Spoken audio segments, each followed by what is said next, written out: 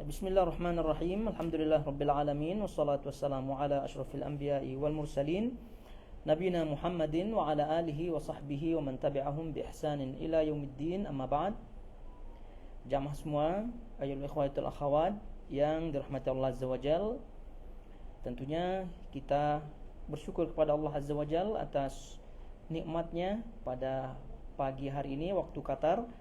Kita masih diberikan taufiknya, kita masih diberikan kesempatan oleh Allah Subhanahu wa taala untuk mengisi waktu-waktu kita dengan hal-hal yang berfaedah, tentunya dengan hal-hal yang insyaallah taala akan menjadi kebahagiaan ya, untuk kita nanti di akhirat.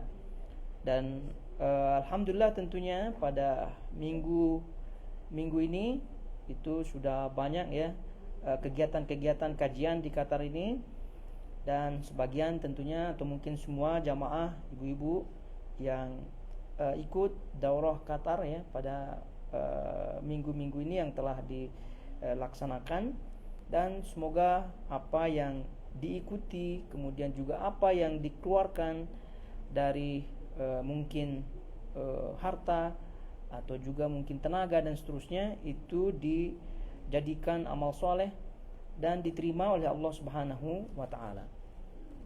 Taib, jamaah semua yang dirahmati Allah Azza wa Jal, kita sekarang akan melanjutkan bahasan tafsir ya, yang kita bacakan, yang kita rujuk dari kitab tafsir Syekh As-Sa'di rahimahullahu taala.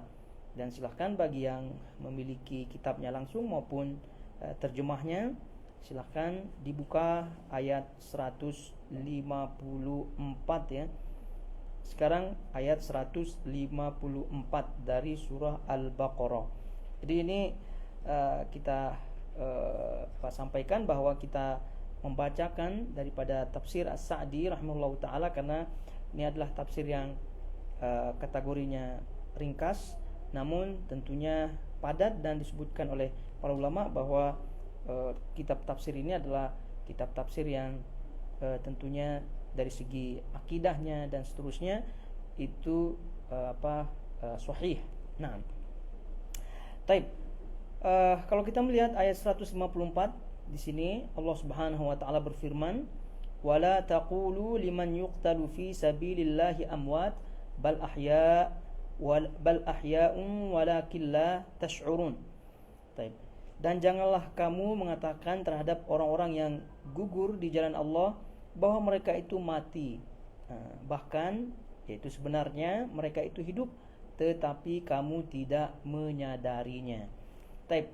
Jadi ini ayat 154 tentu ada kaitannya dengan ayat sebelumnya, di mana ayat sebelumnya menerangkan kepada kita bahwa Allah Subhanahu wa taala memerintahkan untuk kita meminta tolong kepadanya dengan beribadah kepada Allah Subhanahu wa taala, dan juga dengan diikuti dengan kesabaran. Ya ayyuhalladzina amanu sta'inu bis-sabri was-shalah innallaha ma'as sabirin, karena sesungguhnya Allah Subhanahu wa taala bersama orang-orang yang bersabar. Dan kaitannya dengan sabar telah kita sampaikan pada ayat tersebut, ayat 153, dan keutamaannya sungguh-sungguh luar biasa.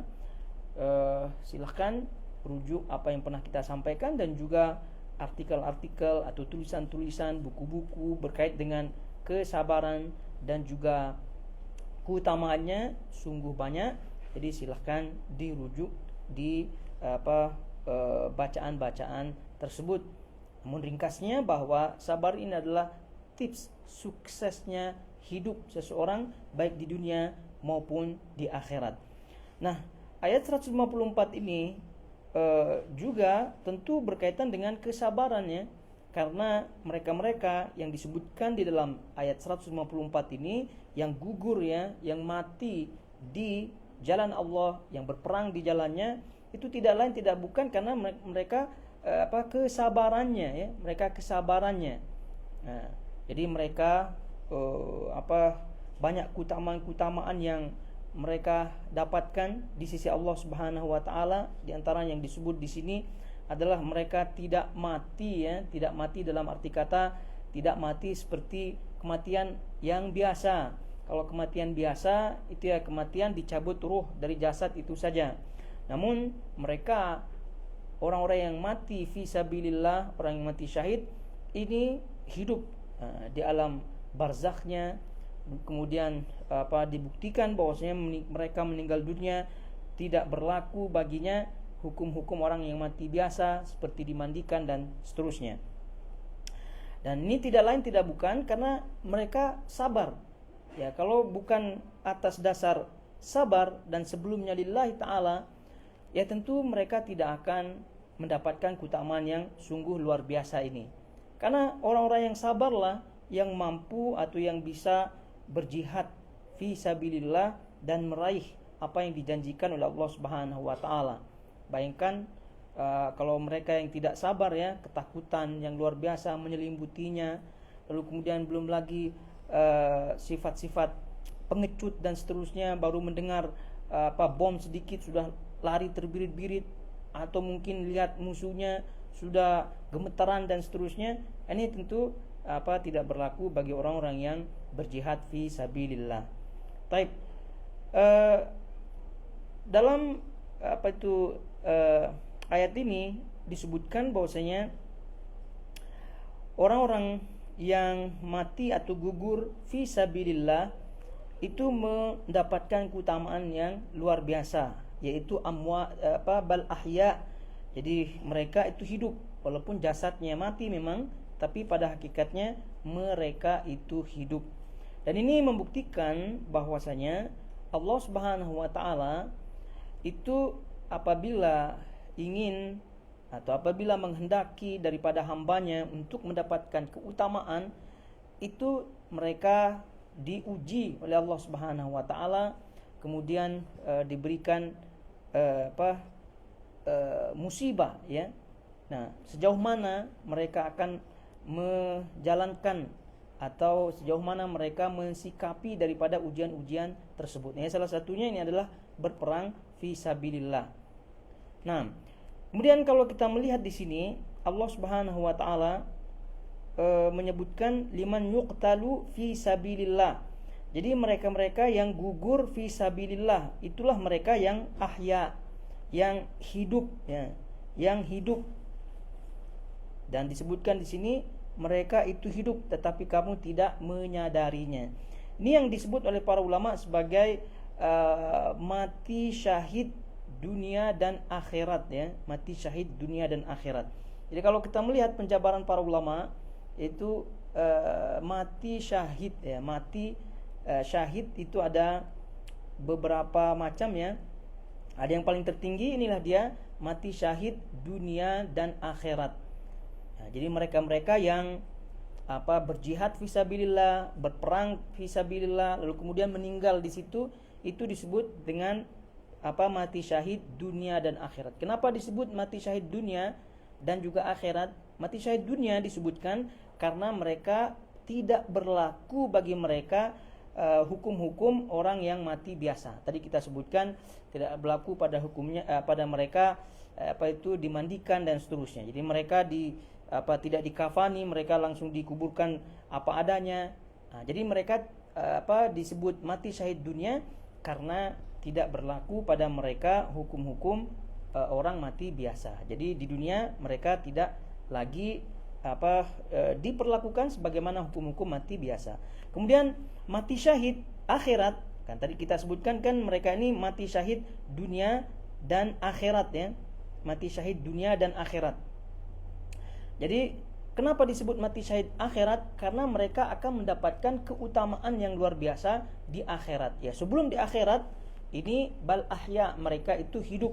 Nah, jadi hidup sebelum akhirat, yaitu di alam kuburnya dan juga nanti di akhirat. Jadi di antaranya banyak sekali keutamaan-keutamaan yang disebutkan oleh Nabi SAW tentang orang yang mati syahid ini.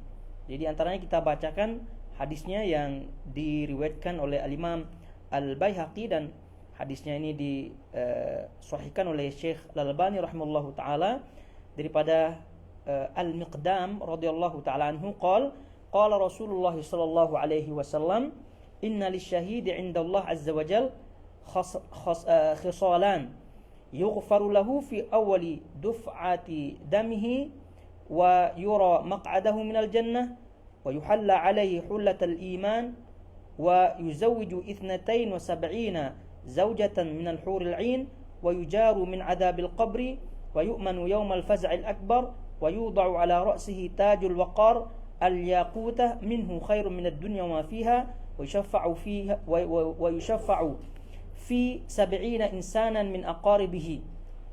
Jadi sesungguhnya kata Nabi SAW, para syuhada, orang yang mati syahid, mendapatkan 6 kemuliaan di sisi Allah.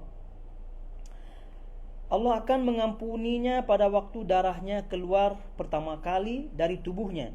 Diperlihatkan untuknya tempat duduknya di surga. Diberi hiasan dengan perhiasan iman. Dinikahkan dengan 72 orang bidadari dari surga. Diselamatkan dari siksa kubur. Mendapatkan keamanan dari ketakutan yang sangat besar. Kemudian dipakaikan baginya mahkota kerendahan hati yang sebutir mutiaranya lebih baik daripada dunia dan seisinya, dan diperbolehkan baginya untuk memberikan syafaat bagi 70 orang kerabatnya. Ini diantara sekian banyak hadis yang menyebutkan tentang keutamaan mati syahid, sehingga tidak heran banyak orang-orang yang mengejar mati syahid yang jenis ini, yaitu ini adalah yang paling tertinggi, yaitu jenis mati syahid yang kategori mati syahid dunia dan juga akhirat. Jadi paham ya sekarang kenapa disebut mati syahid dunia akhirat ya, kenapa disebut mati syahid dunia dan kenapa disebut mati syahid akhirat. Namun sekali lagi jamaah semuanya, Bapak Ibu yang dirahmati Allah Azza wa Jalla, tentu karena hadiah atau janji Allah yang sangat luar biasa bagi orang yang mati syahid. Tadi kita sebutkan banyak orang-orang yang kadang-kadang bukan kadang-kadang ya, terjerumus ke dalam jihad-jihad yang diklaimnya fi sabilillah untuk mendapatkan keutamaan tersebut. Oleh itu para ulama menyebutkan dan menjelaskan dalam kitab-kitab mereka tentang ketentuan-ketentuan jihad fi sabilillah. Jihad fi sabilillah itu ada ketentuannya, karena tadi kita sebutkan jihad ini adalah bagian daripada ibadah dan ketaatan kepada Allah Subhanahu wa taala, dan bahkan dia merupakan puncak ya, wadurwatu sanamihi al-jihad fi sabilillah. Puncak daripada Islam itu adalah jihad fi sabilillah. Maka sebagaimana halnya ibadah-ibadah yang lainnya jamaah semuanya, maka jihad pun memerlukan adanya syarat ya, ketentuan dan seterusnya. Sebagaimana halnya kita sholat, tidak sah tentunya kita sholat apabila tidak memenuhi syarat-syaratnya ya, tidak memenuhi rukun-rukunnya dan seterusnya daripada ibadah-ibadah yang lain. Nah, ini apalagi jihad fi sabilillah. Oleh itu para ulama menyebutkan bahwasanya jihad fi sabilillah itu ketentuannya adalah antahkuna atau an yakunal jihad li'ila kalimatillah. Untuk jihad itu murni ikhlas lillahi ta'ala, untuk menegakkan kalimat Allah Subhanahu wa ta'ala. Nabi SAW menyebutkan man qatala litakuna kalimatullahi hiyal ulya fahuwa fi sabilillah. Jadi barang siapa yang bertempur ya, berjuang bertempur untuk atau berniat agar kalimah Allah Subhanahu wa taala itu tinggi, maka dia termasuk fi sabilillah. Itu satu, artinya niat lillahi taala untuk menegakkan kalimah Allah Subhanahu wa taala. Bukan niat untuk membela semata-mata membela negeri ya. Nah, itu nih perhatikan juga, bukan semata-mata sekali lagi membela negeri, membela tanah air, membela kabilah, membela suku. Nah, ini tidak termasuk kategori yang pertama ya. Karena kalau jihadnya atau berperangnya, bertempurnya karena untuk membela suku dan seterusnya, nah itu nanti akan kategori jihad yang paling mati syahid yang paling terakhir ya nanti. Baik. Jadi yang pertama ini untuk lillahi ta'ala, menegakkan kalimat Allah murni. Ingat, murni. Jadi murni maknanya bukan karena yang lain-lain. Kita tegaskan lagi, bukan untuk mempertahankan tanah airnya atau mempertahankan apalagi kekuasaannya dan seterusnya, apalagi untuk kelompoknya. Itu bukan. Jadi lillahi ta'ala. Terus kemudian di antara ketentuannya adalah agar jihad tersebut di bawah komando pimpinan tertinggi, ya, komando pimpinan tertinggi. Dalam hal ini presiden, ya. Dalam hal ini emir kalau sistem kerajaan, ya, atau mungkin raja atau mungkin sultan. Nah, itu dia. Jadi para ulama menyebutkan harus komando pimpinan tertinggi, ya, bukan komando pimpinan kelompok-kelompok tertentu. Ini keliru juga. Jadi misalnya ibu-ibu misalnya, ya, itu membuat kelompok, misalnya kelompok ibu-ibu atau dinamakannya, lalu kemudian ketua kelompoknya mengajak jihad. Nah, dipikirnya ketua kelompoknya ini adalah pimpinan tertinggi. Ini keliru, ya. Nah, ini juga yang menjadikan kekeliruan orang-orang yang membuat kelompok-kelompok, ya. Ya, banyak kelompok-kelompok yang ada sekarang nih. Ada misalnya Al-Qaeda, ya, yang kita kenal. Ada yang tuh hari yang menggemparkan ISIS, ya. Ada mungkin namanya Jamaah Islamiyah yang kita kenal. Nah, itu semua kelompok-kelompok yang keliru, ya, dalam memahami jihad. Jadi ketua-ketua kelompok mereka itu bukan termasuk pimpinan tertinggi yang dimaksud dalam syariat sebagai syarat komando untuk berjihad fisabilillah. Berarti kalau di bawah bendera mereka, ya, berperang di bawah bendera kelompok-kelompok tersebut, maka ini sekali lagi tidak fisabilillah karena tidak termasuk syaratnya. Paham, ya? Jadi itu komando pimpinan tertinggi, kemudian di bawah bendera juga, bendera pemberian komando yang tertinggi juga. Itu jangan pula bendera-bendera yang lain, ya, atas kelompoknya masing-masing dan seterusnya. Terus kemudian syaratnya, ya, ini kalau jihad secara umumnya yaitu agar misal apabila anak, ya, memiliki izin daripada orang tuanya, Ini juga penting. Taib ala kulli hal. Ini dia di antara sebagian syarat-syarat yang disebutkan oleh para ulama, karena ini tentu bahasanya bukan bahasan detail untuk membahas jihad itu sendiri, namun ini secara umum. Taib. Jadi kita dalam bahasan apa tadi menyebutkan jenis atau macam-macam orang yang mati syahid, itu tidak. Jadi yang pertama apa tuh? Yang paling tertinggi sekali adalah mati syahid dunia dan akhirat, itu tidak. Ya, kenapa disebut mati syahid dunia? Ya, karena tidak berlaku, ya, padanya hukum-hukum orang mati biasa. Kenapa disebut mati syahid akhirat? Ya, karena mereka mendapatkan keutamaan, ya, keutamaan yang luar biasa yang dijanjikan oleh Allah Subhanahu wa taala. Taib. Kemudian selanjutnya adalah mati syahid yang kedua adalah mati syahid akhirat. Mati syahid akhirat. Kenapa disebut mati syahid akhirat? Ya, karena mereka mendapatkan keutamaan di akhirat, namun berlaku bagi mereka hukum-hukum orang yang mati biasa. Maka tidak disebut mati syahid dunia akhirat. Paham tidak? Disebut mati syahid akhirat. Nabi SAW menyebutkan asyuhada khamsatun. Orang yang mati syahid itu ada 5, kata Nabi. Al-mat'un, al-mabtun, wal-ghariq, wa sahibu al-hadam, wasyahid fi sabilillah. Jadi orang yang mati syahid itu ada 5, kata Nabi SAW.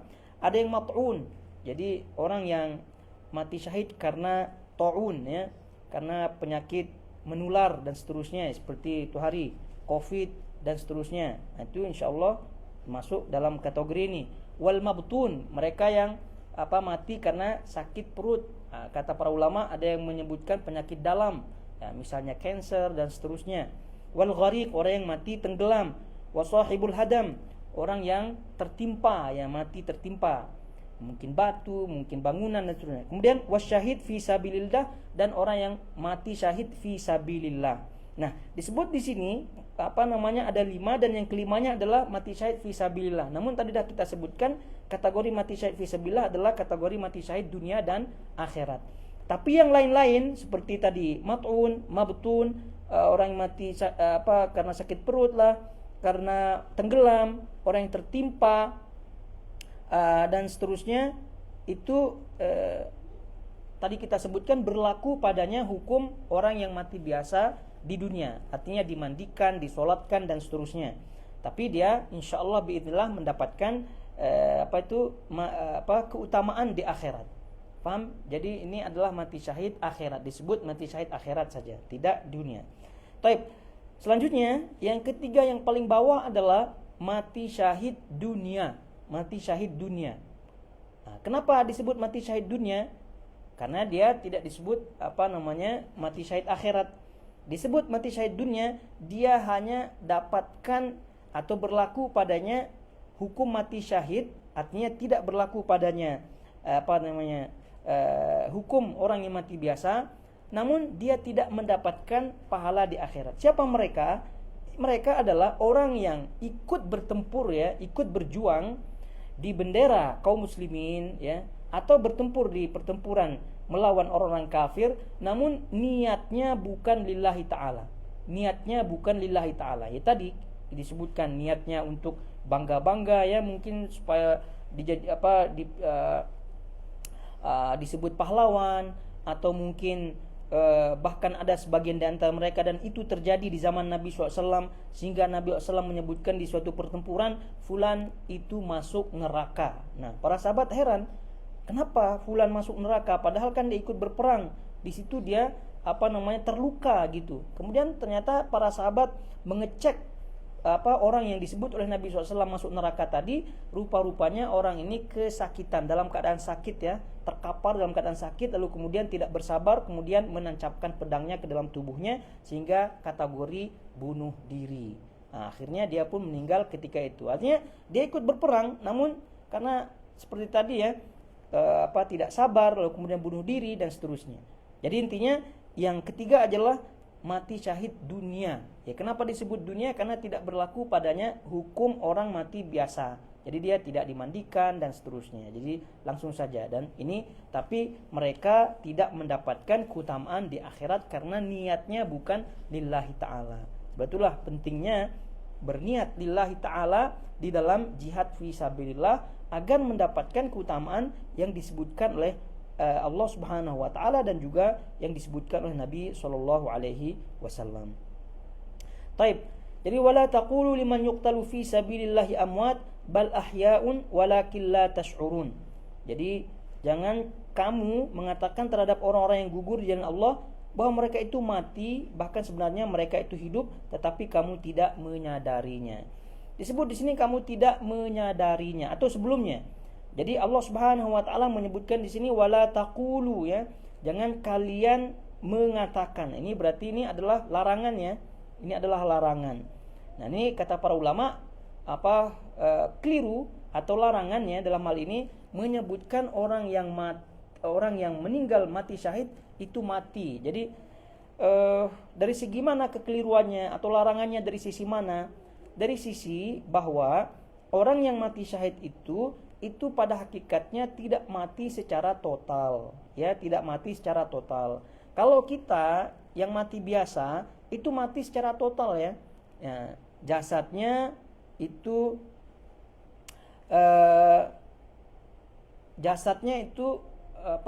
berpisah daripada ruhnya. Nah, kemudian juga tidak ahya, dia tidak hidup sebagaimana yang disebutkan di sini, mana mati totalnya. Tetapi kalau orang yang mati syahid itu matinya tidak total. Maknanya apa? Ya mati sebagian, maksud jasadnya mati ya, namun pada hakikatnya dia hidup. Nah, hidup di mana? Walakin la tash'urun, tapi kamu tidak menyadarinya, di alam gaib. Dan ini sebagaimana kata para ulama, ini dalil bahwasanya ada alam barzakh ya. Ada alam kubur. Bahwasanya di situ dia hidup di alam kuburnya. Ya, tidak seperti yang kebanyakan orang yang meninggal dunia. Jadi sekali lagi orang yang disebut atau yang mati syahid, kita tidak sebut dia mati secara total ya. Ya kita sebut ya mati syahid biidznillah taala. Namun perlu diingat juga ya, orang yang mati syahid kecuali mereka-mereka atau orang yang gugur berperang fi sabilillah di jalan Allah, itu bagi mereka-mereka yang belum jelas kedudukannya di sisi Allah, maka kita sebut insyaallah. Maka kita sebut insyaallah. Kenapa kita sebut insyaallah? Karena kita tidak tahu apakah dia betul-betul mendapatkan janji Allah apa tidak. Nah, kecuali kalau orang-orang yang sudah ditentukan kedudukannya oleh Allah Subhanahu wa taala melalui lisan Nabi sallallahu alaihi wasallam, maka ya kita sebut dia mati syahid. Seperti siapa? Seperti orang-orang yang meninggal pertempuran atau di peperangan-peperangan yang diikuti oleh Rasulullah sallallahu alaihi wasallam, ya seperti peperangan Badar. Itu kan orang-orang yang meninggal gugur di perang Badar itu syahid. Orang yang meninggal di perang Uhud yang disebutkan oleh Nabi sallallahu alaihi wasallam seperti paman beliau Hamzah dan seterusnya daripada orang-orang yang mati syahid. Artinya orang-orang yang sudah ditentukan oleh Rasulullah SAW disebutkan namanya sebagai mati syahid, maka kita sebutkan dia sebagai mati syahid. Tapi bagi orang-orang yang tak jelas, maka kita sebutkan syahid insyaallah atau biiznillah. Paham tidak nih? Jadi sebab itulah banyak diantara kelompok-kelompok yang ada ya, karena ketua kelompoknya meninggal, pimpinannya ya meninggal terbunuh dalam keadaan zalim atau terbunuh misalnya oleh musuh dan seterusnya, karena cintanya mereka kepada ketua-ketua kelompoknya, jadi mereka sebutkan fulan asyahid fulan. Itu misalnya. Ini keliru ya. Kalau menyebutkan asyahid lalu kemudian menyebutkan namanya, itu keliru. Kenapa? Karena kita tidak tahu hakikat betul apa tidak nih orang mendapatkan mati syahid sebenarnya, atau orang ini mendapatkan janji-janji Allah apa tidak. Kan ini hal yang gaib. Sebab itulah disebut di sini walakin la tash'urun, kamu tidak menyadarinya. Maknanya mereka hidup di alam gaib. Ya, kita tidak tahu hakikatnya. Sebab itulah berbicara hal yang gaib itu harus berbicara melalui dalil, harus berbicara dengan dalil. Nah, kita baca alladzina yu'minuna bil ghaib. Atau tidak di awal-awal surah Al-Baqarah yang kita pernah baca, Alif Lam Mim dzalikal kitabu la raiba fihi hudal lil muttaqin alladzina yu'minuna bil ghaib. Itu dia. Iman dengan hal yang gaib itu didasari dengan dalil-dalil yang ada.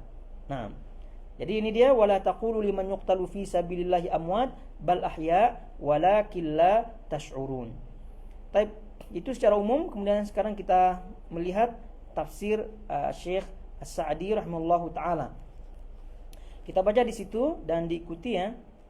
Tafsir ayat katanya di situ, ketika Allah menyebutkan perintah untuk menjadikan kesabaran sebagai penolong dalam segala hal, lalu dia menyebutkan sebuah contoh di dalam menjadikan kesabaran sebagai penolong, yaitu berjihad di jalan Allah.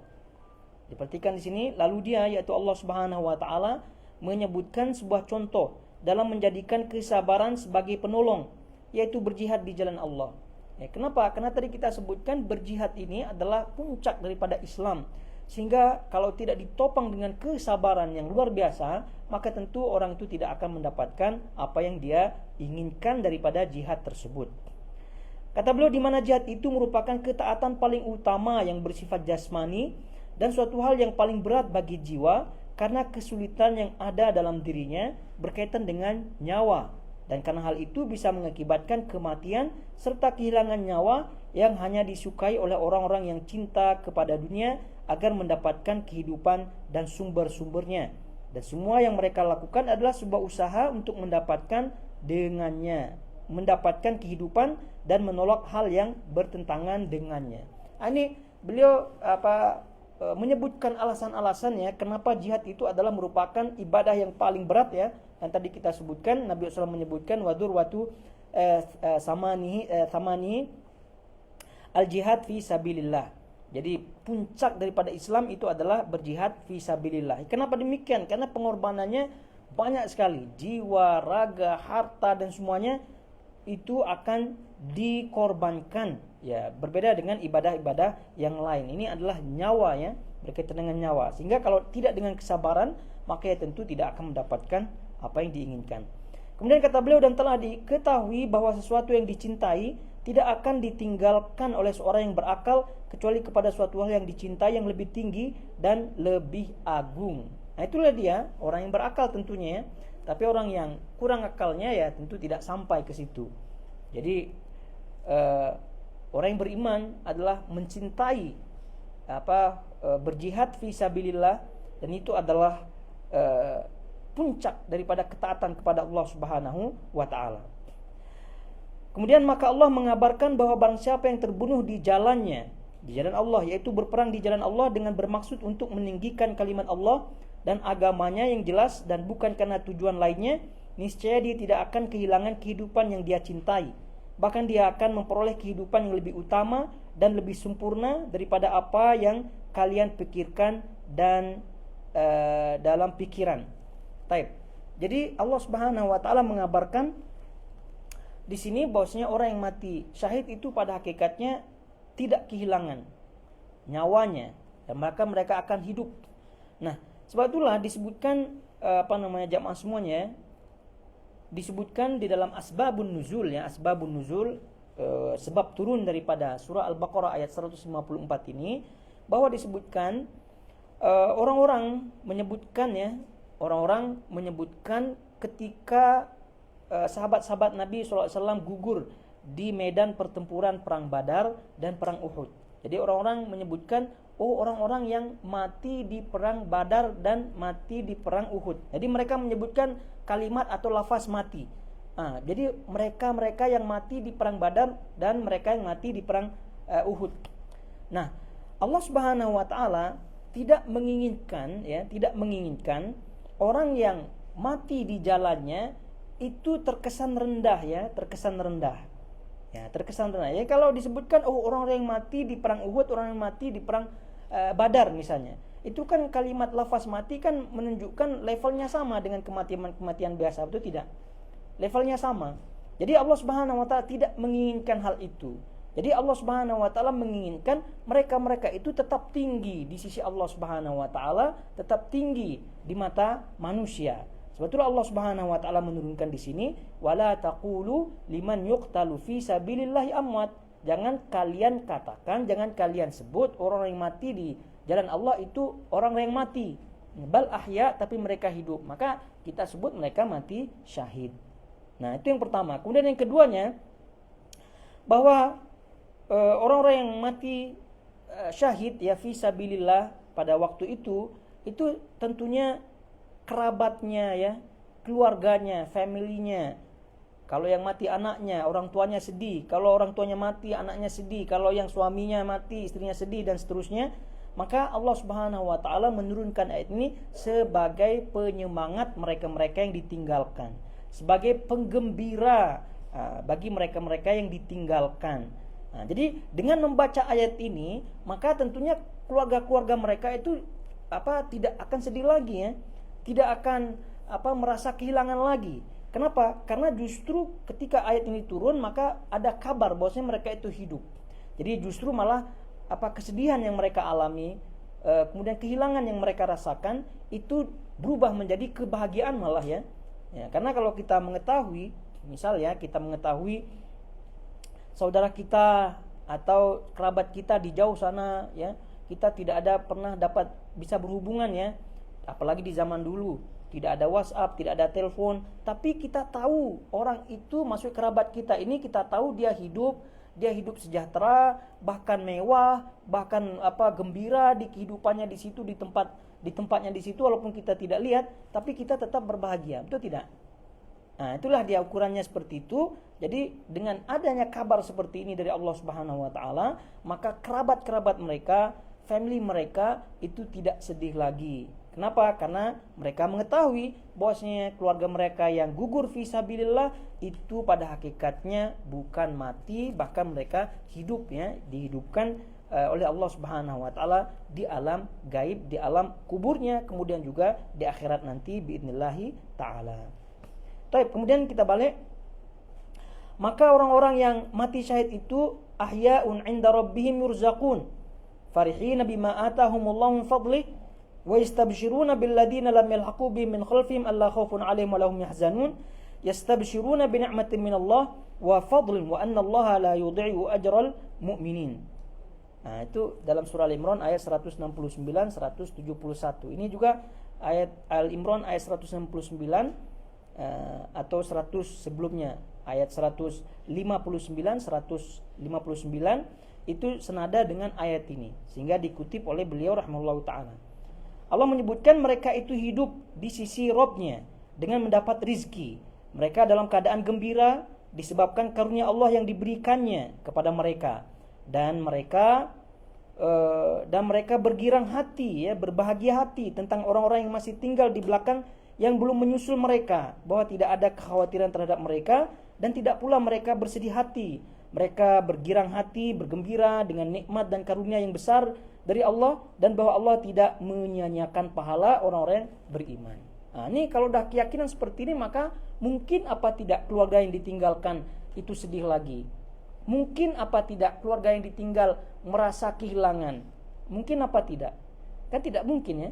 Ya, karena ini sudah Allah Subhanahu wa taala beritahukan bahwasanya mereka itu dalam keadaan bergembira di alam sana.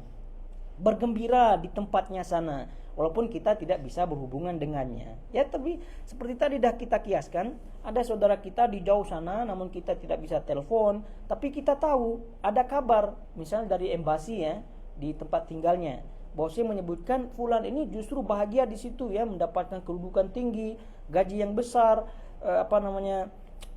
penghasilan yang banyak, dan juga memiliki keluarga yang bagus, macam-macam, ya. Kita pun tidak jadi sedih karena kita yakin mereka dalam keadaan baik-baik saja. Taib. Kemudian Allah Subhanahu kata beliau rahimahullahu taala, adakah yang lebih agung dari kehidupan tersebut yang mengandung kedekatan dengan Allah dan menikmati rizkinya yang bersifat jasmani seperti makanan dan minuman yang lezat, serta rezeki yang bersifat rohani seperti kesenangan, hilangnya segala kekhawatiran dan kesedihan? Ya, ini pertanyaan. Ya, tentu ini adalah kenikmatan yang lebih tinggi. Inilah kehidupan alam barzakh yang lebih sempurna dari kehidupan dunia. Ini kata beliau. Sekali lagi itu para ulama menyebutkan dari ayat ini diketahui bahwasanya alam barzakh, alam kubur itu ada. Diketahui bahwasanya nikmat kubur itu ada, sebagaimana halnya azab kubur itu ada. Karena di situ ada sebagian kaum muslimin, ya, yang membantah, ya, yang tidak meyakini adanya alam barzakh, yang tidak meyakini adanya alam kubur. Ada orang seperti itu. Ada kaum muslimin yang masih saat ini tidak meyakini adanya nikmat kubur lah, azab kubur lah, itu mereka bilang tidak ada. Nah, ini tentu keyakinan yang menyesatkan karena menyelisihi Al-Quran dan Sunnah. Ya, contohnya ayat ini.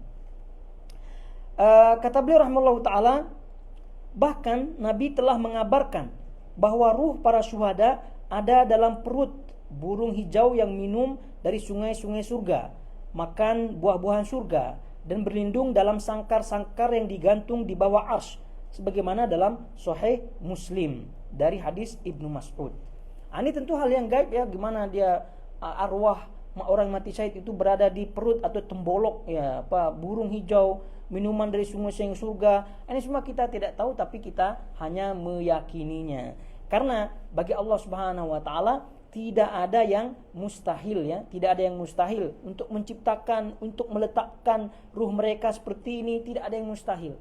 Oleh sebab itulah kita tidak ada kata lain kecuali hanya mengimani, meyakini apa yang disebut oleh Nabi SAW tentang keutamaan bagi orang-orang yang mati syahid ini. Kemudian kata beliau, ayat ini mengandung anjuran paling besar untuk berjihad di jalan Allah dan konsisten di atas kesabaran padanya.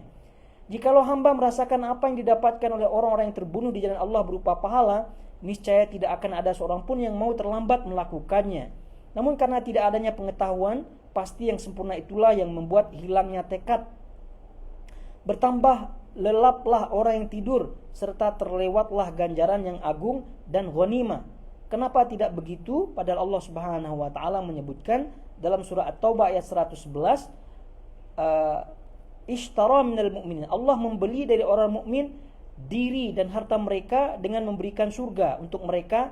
Mereka berperang pada jalan Allah, lalu mereka membunuh atau terbunuh. Taib. Ini kata beliau rahimahullahu ta'ala, bahwasanya apabila orang itu meyakini atau mengetahui tentang keutamaan orang yang mati syahid, tentu mereka akan semangat untuk berjihad fisabilillah. Tentu mereka tidak mau terlewatkan untuk ikut serta berjihad fisabilillah.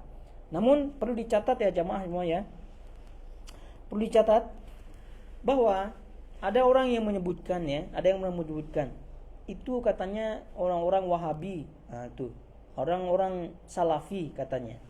Ini ya sebut-sebutan mereka lah, ustadz-ustadz tersebut lah, katanya itu mereka tidak ada di antara mereka yang berjihad, yang turun, yang berperang, misalnya berperang sekarang misalnya di Gaza lah, atau Palestina lah, atau di Syria lah, atau di mana lah begitu, mereka tidak ada yang ikut perang.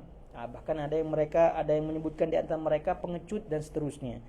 Dijawab ya, kita jawab bahwasanya tadi kita sebutkan, apabila jihad itu benar-benar telah memenuhi syarat dan rukunnya, maka ini yang kategori kita tidak pernah takut padanya untuk ikut. Dan bahkan Nabi SAW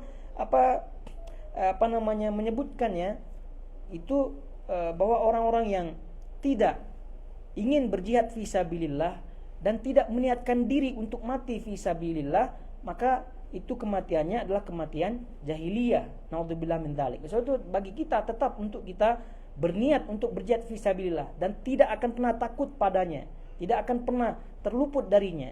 Namun sekali lagi pertanyaannya adalah jihad yang mana satu yang kalian maksudkan?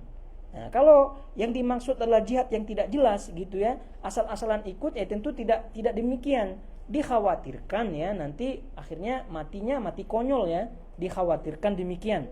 Oleh karena itu para ulama salaf ya, dalam hal ini ulama-ulama yang mengajarkan akidah salaf dan seterusnya, yang memegang manhaj salaf, itu sekali lagi bukan mereka takut ya, tapi sekarang untuk jihad di zaman sekarang itu tentunya memiliki syarat-syarat yang ketat, yang tidak seperti zaman dahulu.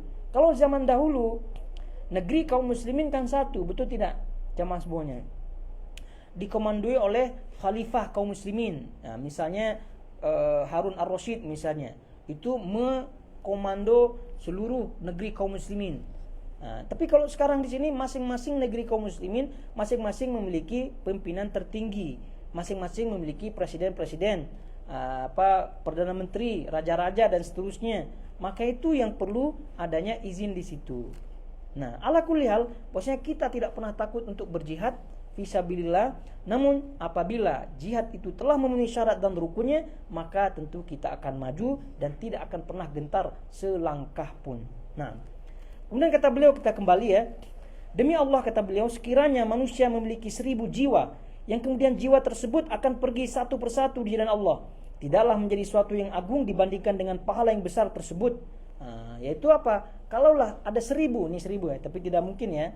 Kalau 1000 maknanya terus satu hilang, berjihad mati, berjihad lagi mati, berjihad terus selanjutnya sampai hilang 1000 pun tak masalah. Ini ukurannya ya. Ukurannya bahwasanya kita tidak ingin terluput satu kali jihad pun. Kenapa? Karena keutamaannya sangat-sangat luar biasa. Namun ingat, jihad yang mana satu? Yaitu jihad yang memenuhi syarat dan ketentuannya menurut syariat. Kemudian kata beliau rahimahullah ta'ala, oleh karena itu tidaklah para syuhada berangan-angan setelah mereka pasti mendapatkan ganjaran dan pahala yang baik dari Allah, kecuali mereka ingin dikembalikan ke dunia hingga mereka dapat terbunuh lagi di jalannya, sekali lagi dan sekali lagi. Nah, ini menunjukkan bahwasanya sebagaimana kata Nabi SAW, bahwasanya para syuhada itu ingin kembali hidup ya. Untuk apa? Untuk berjihad lagi, agar mati syahid lagi. Kenapa demikian? Karena mereka mengetahui keutamaan yang sangat-sangat luar biasa dari kematian mati syahid fisabilillah. Kata beliau, ayat ini adalah dalil yang menunjukkan adanya kenikmatan alam barzakh dan siksaannya, sebagaimana banyak sekali ayat yang menunjukkan hal tersebut.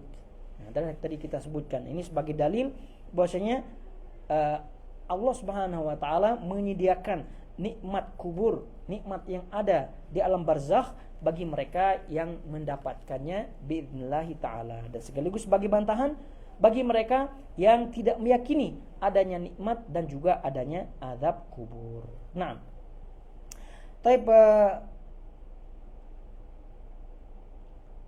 jamaah semua yang dirahmati Allah Azza wa Jalla, sekarang kita melanjutkan kembali tafsir ayat yang berikutnya, yaitu ayat 155.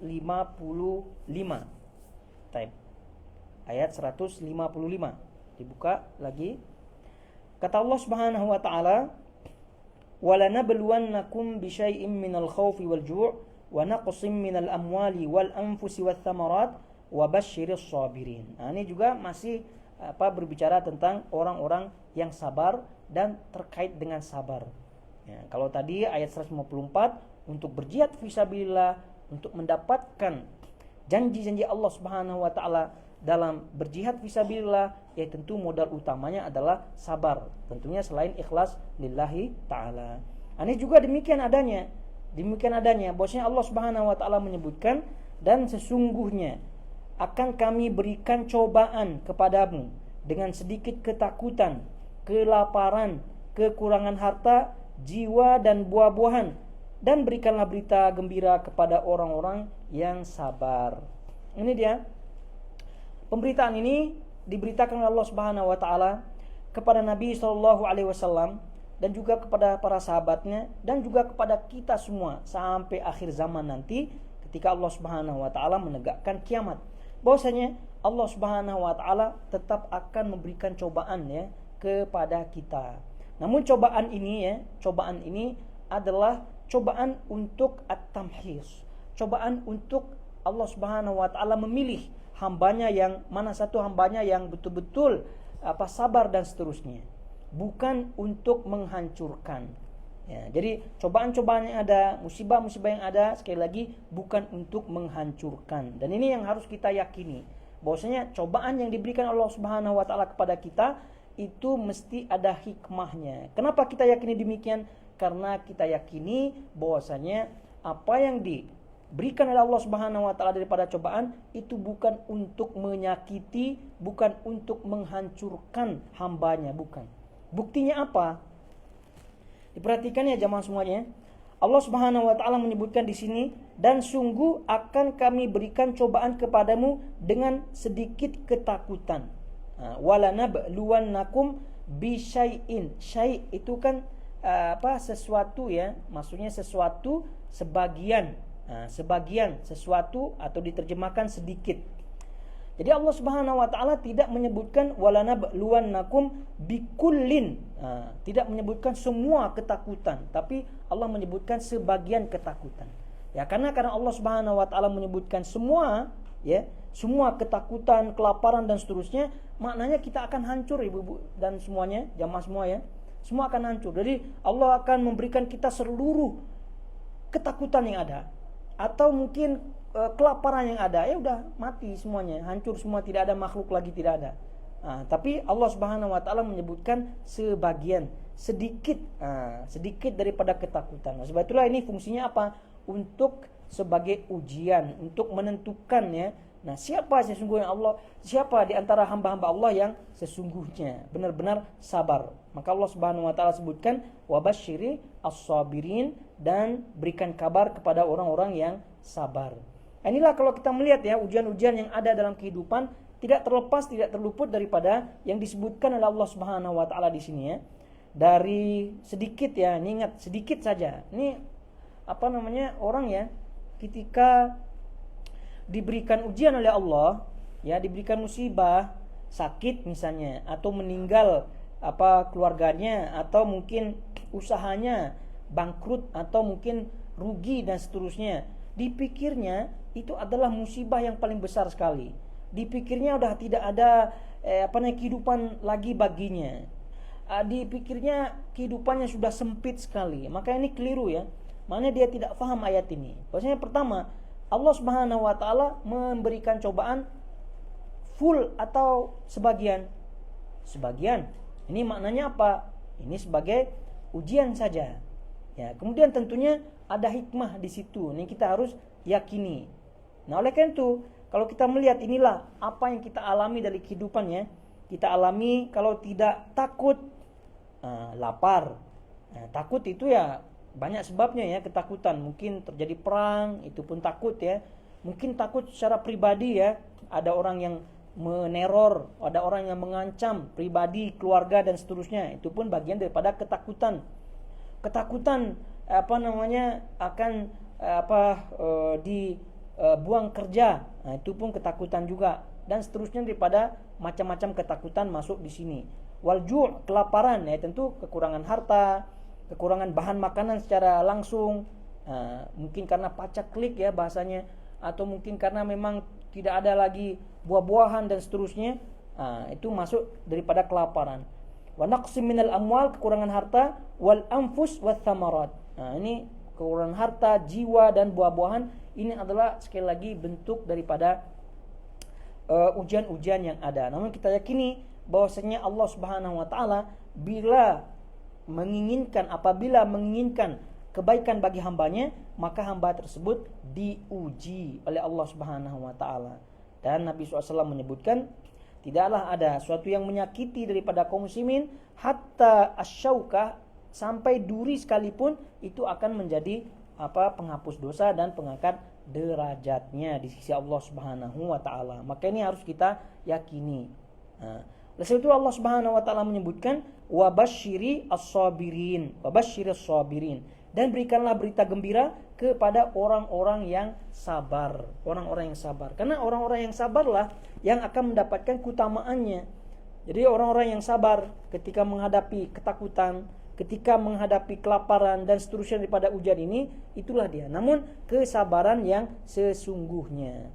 Jadi oleh karena itu pernah kita sebutkan makna kesabaran adalah mengontrol diri ya. Mengontrol diri dari hal-hal yang dimurkai oleh Allah Subhanahu wa taala. Itu dia kesabaran. Sebab itulah kata Nabi SAW menyebutkan ketika orang-orang yang ditinggal oleh kekasihnya, orang-orang yang disayanginya, Nabi SAW menyebutkan laisa minna man daraba al-khudud. Jadi bukan termasuk golongan kami orang yang memukul wajahnya, pipinya. Dan juga tidak termasuk golongan kami wasyaqqal juyub, orang-orang yang merobek, mengkoyak pakaiannya. Dan juga wada'a bid'awal jahiliyah, dan berseru dengan seruan jahiliyah. Ini juga menandakan bahwasanya orang yang ketika mendapatkan musibah tidak bisa mengontrol diri, maknanya mereka tidak menjadi orang-orang yang sabar. Nah, dan para ulama menyebutkan bahwasanya hukum sabar ya ketika mendapatkan musibah itu adalah wajib. Itu adalah wajib, bukan sunnah lagi, bukan mubah lagi, tidak, tapi wajib.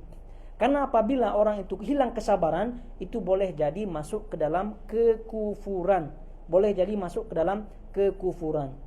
Dan Nabi SAW menyebutkan berkaitan dengan sabar ini adalah as-sabru inda sadmati al-ula. Kesabaran itu ketika pertama kali mendapatkan musibah tersebut. Nah, kalau udah lama-lama ya sudah menjadi dingin ya, itu sudah tidak sabar lagi. Ingat, kesabaran itu adalah merupakan kewajiban, hukumnya wajib. Berarti kalau tidak sabar, itu pertama mendapatkan dosa, kemudian boleh tergeret-geret kepada kekufuran. Jadi sekali lagi, jamaah semua yang dirahmati Allah Azza wa Jalla, diperhatikan, sabar adalah kata kunci dalam kehidupan ini. Dan pernah kita sebutkan ucapan Syekhul Islam Ibnu Taimiyah rahimahullahu taala, bis-sabri wal yaqin tunal al-imamatu fid din. Dengan kesabaran dan keyakinan kita akan mendapatkan derajat yang tinggi di sisi Allah Subhanahu wa taala di dalam agama ini. Jadi kita tidak ada. Jadi selama hidup di kandung badan, selama masih nyawa ya di badan, maka selama itu tidak pernah kita terluput daripada yang namanya ujian. Jadi oleh itu kita mesti sabar dan sabar. Jamaah semuanya, ibu-ibu, kemudian juga bapak-bapak misalnya, itu kan mesti ada ujian-ujiannya, baik di luar rumahnya, apalagi dalam rumahnya. Maka itu wabashshiris sabirin, dan berikanlah berita gembira kepada orang-orang yang sabar. Jadi kalau mau mendapatkan kegembiraan, mendapatkan berita yang gembira, maka tentu kuncinya adalah sabar. Sabar yang mana satu? Sabar yang benar-benar gitu. Yang pertama kali mendapatkan musibah terus sabar. Dan kemudian ridho. Ridho. Lalu kemudian syukur. Itu kan tingkat kesabaran yang dijelaskan oleh para ulama, yang disebutkan oleh Syekh Utsaimin rahimahullahu taala dan juga para ulama yang lainnya. Bahwasanya tingkatan daripada kesabaran itu adalah yang pertama ridho ya. Ridho maknanya kita terima itu adalah takdir Allah Subhanahu wa taala. Itu tingkatan yang pertama. Kemudian tingkatan yang kedua bersyukur. Ini tingkatan yang paling tinggi daripada kesabaran adalah bersyukur kepada Allah. Ada orang yang dapat musibah, dapat ujian bersyukur, ada apa tidak? Ya adalah. Sebab itulah para ulama menyebutkan tingkatan yang paling tinggi daripada kesabaran adalah kesyukuran, bersyukur.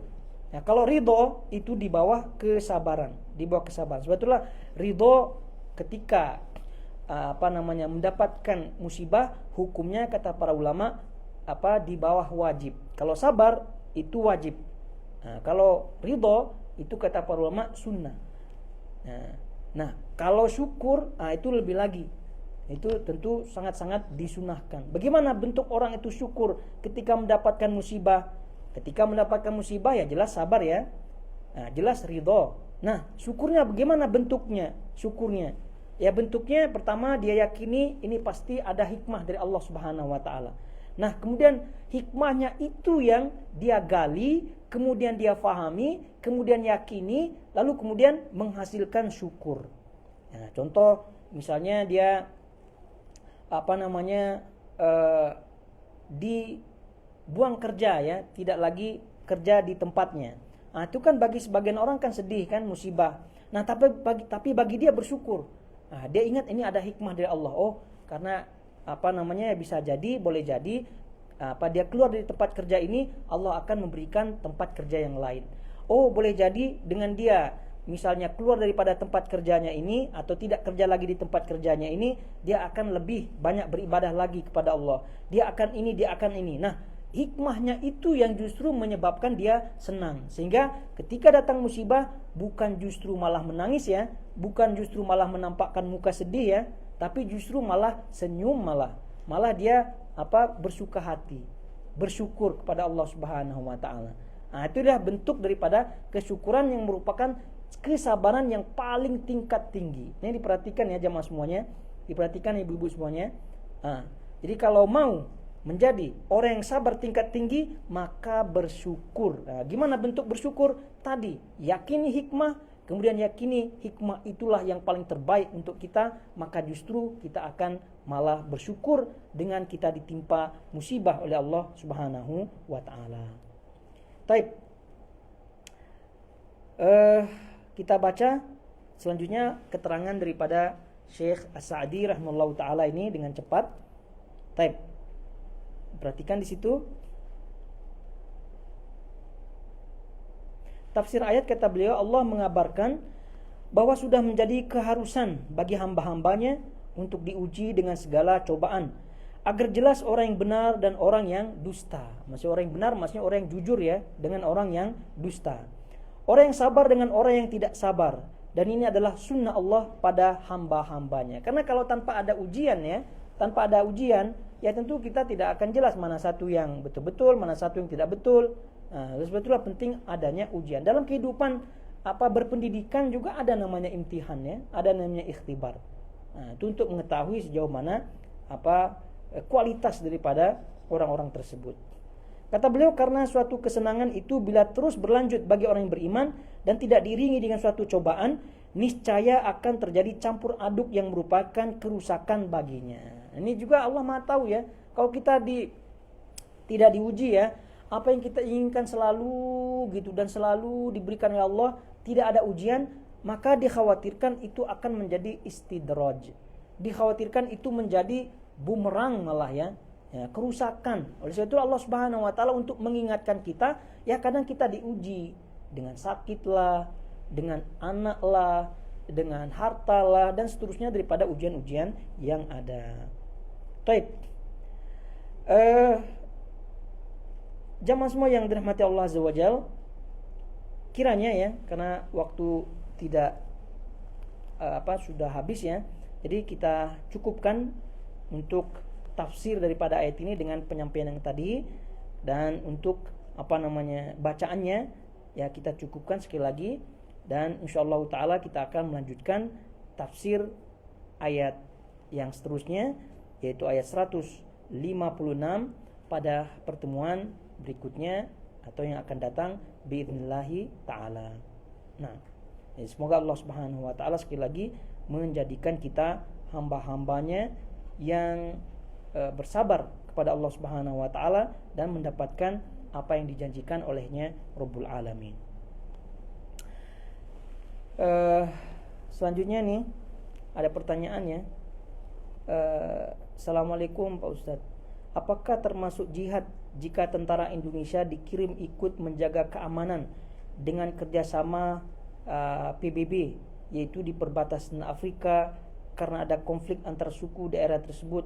Mohon penjelasannya. Taib, jadi tentara-tentara ya, pasukan-pasukan yang diutus seperti ini, dan juga mungkin di perbatasan-perbatasan yang lain, itu disebutkan oleh para ulama, apabila niatnya adalah untuk lillahi ta'ala, maka termasuk jihad fisabilillah.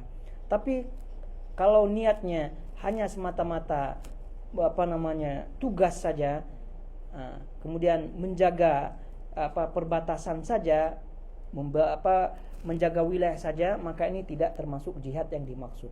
Sebab itulah kita nasihatkan kepada teman-teman yang ikut sebagai anggota tentara, anggota keamanan dan seterusnya, maka jangan luput daripada niat tersebut, yaitu niat untuk menegakkan kalimah Allah Subhanahu wa taala, untuk agar tidak ada kezaliman dan seterusnya. Itu adalah bagian daripada niat-niat yang lillahi ta'ala. Nah, jangan lupa itu untuk berniat tersebut ya. Kalau tidak ya hanya mendapatkan dunia saja. Nah, wallahu ta'ala a'lam.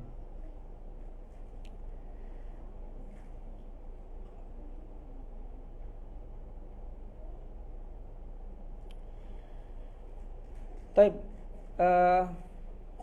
ada pertanyaan di sini atau? Baik, fadhali.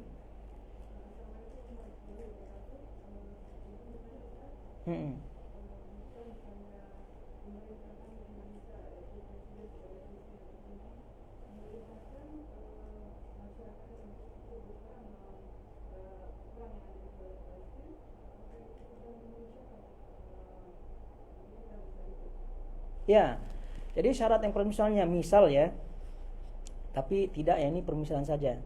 Misal presiden kita Pak Jokowi misalnya, misal saja ini bilang diizinkan gitu bagi masyarakat Indonesia, kita izinkan gitu untuk siapa saja jalan. Itu termasuk ya, itu bisa. Nah, cuma untuk tadi kita sebutkan yang bagi ada orang tua dan seterusnya, ya izin orang tua terlebih dahulu. Nah, kalau diizinkan ya udah, go ahead lah gitu kan, terus maju. Nah, demikian. Tapi ini permisalan ya, permisalan. Nah, taib. Sudah kira-kira ya?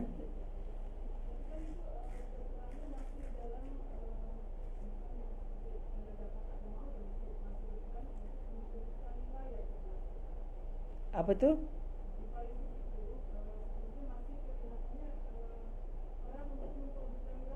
Taib. Oleh sebab itulah tadi kita sebutkan jihad fisabilillah, tadi kita sebutkan hadisnya itu adalah barang siapa yang berperang man qatala litakuna kalimatullahiyal ulya. Jadi barang siapa yang bertempur dengan niat agar kalimat Allah itu tegak, maka itulah fisabilillah. Berarti kalau berniat merebutkan wilayah dan seterusnya, ya tentu tidak jihad fisabilillah. Namun lagi-lagi ini kan kembali kepada niat masing-masing ya. Nah, jadi sekali lagi, maka tadi kita sebutkan bagi para pejuang ya, bagi para pejuang hendaknya niatnya untuk kalimah la ilaha illallah tegak, itu yang paling pertama ya, itu yang pertama. Kemudian yang kedua, selanjutnya bolehlah berniat yang kedua ya, untuk merebut wilayahnya dan seterusnya, menjaga tanah airnya. Nah, itu niat-niat ya selanjutnya, niat-niat yang kedua. Tapi niat yang pertama adalah kalimah la ilaha illallah tegak. Nah, itu dia. Nah, itu tadi. Jadi untuk niat tadi ya tentu kembali kepada masing-masing yang ikut berjuang berjihad di situ. Nah, tapi kalau tadi misalnya setiap ada pemerintah yang menyatakan, presiden misalnya disilahkan persilahkan, maka ya tentu silahkan, cuma diperbaiki niatnya. Nah, tapi lagi-lagi ini adalah permisalannya. Ya, nanti dikhawatirkan masalah kita di kajian ini justru mengajak, itu juga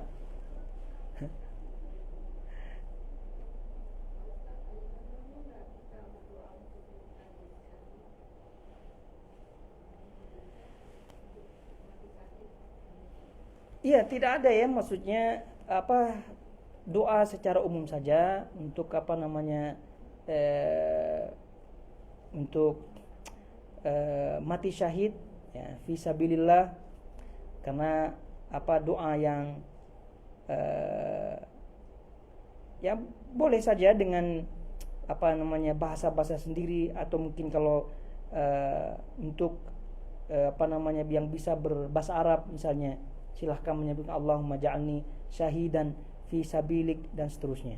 Nah, wallahu ta'ala alam. Tapi yang jelas seluruh kita ya itu hendaknya tetap berniat ya, ada niat, dan agar kita tidak gentar untuk berjihad fi sabilillah.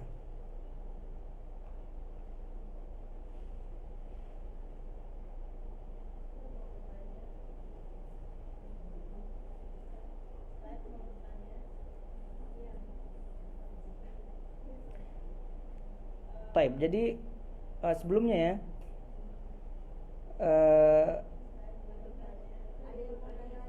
oh ya, tidak, sebelumnya apa, berkaitan dengan doa untuk minta syahid ya, berkaitan yang tadi, di Nabi alaihissalam dalam sebagian doanya ya juga menyebutkan di situ, Allahumma inni as'aluka syahadatan fi sabilik, seperti tadi kita sebutkan. Ya Allah, sungguhnya hambamu bermohon kepadamu untuk mati syahid di jalanmu. Nah, jadi itu simpel saja ya. Nah,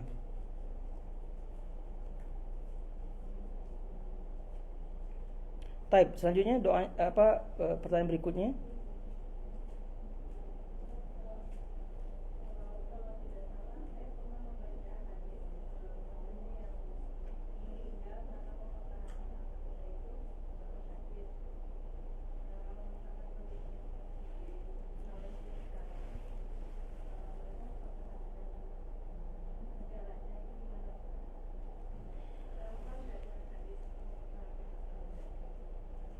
Iya, tadi kita sebutkan itu tidak ada bertentangan ya, tidak bertentangan. Jadi disebutkan niat yang pertama adalah untuk tegaknya kalimat Allah Subhanahu wa taala.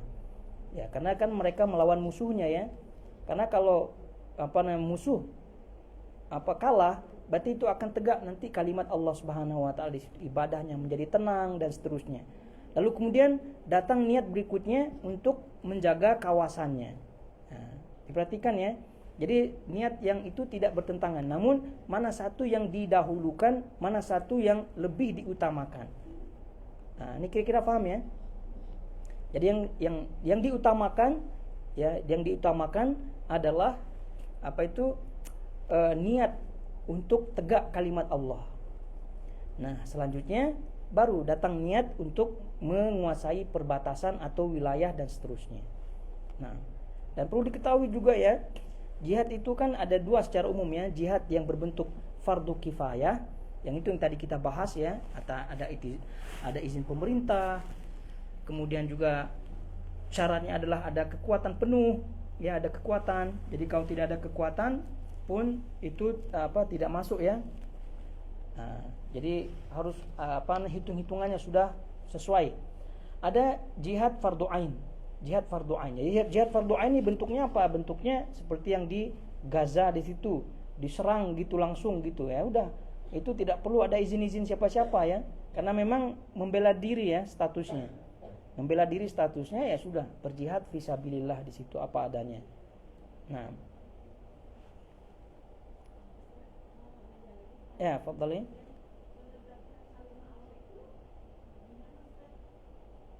Baik, menegakkan kalimah Allah di situ maknanya syariah Allah tegak. Syariah Allah tegak. Nah, jadi dengan tegaknya syariah Allah, maka ibadah kepada Allah seperti sholat, seperti ibadah-ibadah yang besar lainnya, seperti Id, puasa dan seterusnya, itu mudah.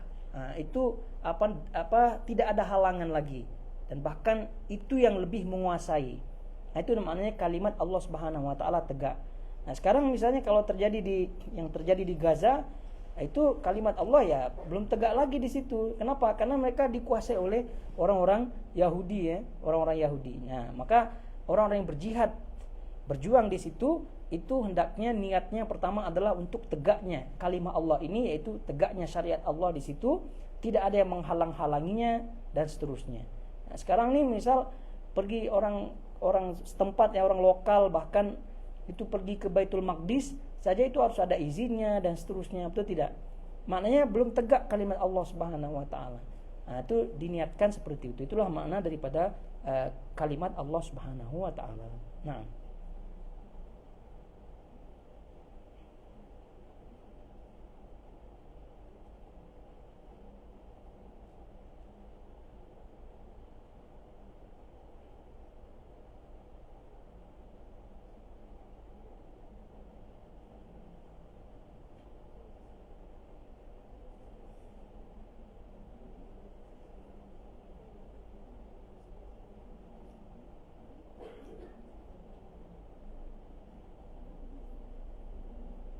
Nah, taib. Kalau tidak ada, kita tutup dengan doa kafaratul majlis. Subhanakallahumma bihamdik, asyhadu an la ilaha illa anta, astaghfiruka wa atubu ilaik. Wassalamualaikum warahmatullahi wabarakatuh.